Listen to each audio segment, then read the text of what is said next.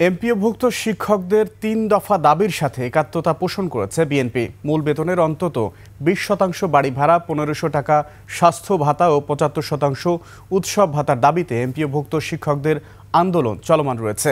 সোমবার দুপুরে রাজধানীর কেন্দ্রীয় শহীদ মিনারে শিক্ষকদের কর্মসূচিতে বিএনপির যুগ্ম মহাসচিব শহীদ উদ্দিন চৌধুরী এই কথা বলেন। তিনি আরও বলেন, রাষ্ট্র ও রাজনীতির সংস্কার করলেই সব সমস্যার সমাধান হবে না, শিক্ষারও আধুনিকায়ন করতে হবে। বিএনপি ক্ষমতা এলে বেসরকারি এমপিওভুক্ত আন্দোলন সহ রাষ্ট্রীয় স্বীকৃতি ও শিক্ষকদের আধুনিকায়ন সহ শিক্ষাকে জাতীয়করণ করার সিদ্ধান্ত নেওয়ার কথা জানান বিএনপির যুগ্ম মহাসচিব। ৫% বাড়ি ভাড়া পর্যাপ্ত নয় জানিয়ে সরকারকে বিশেষ বিবেচনার আহ্বান জানিয়েছেন শহীদ উদ্দিন চৌধুরী।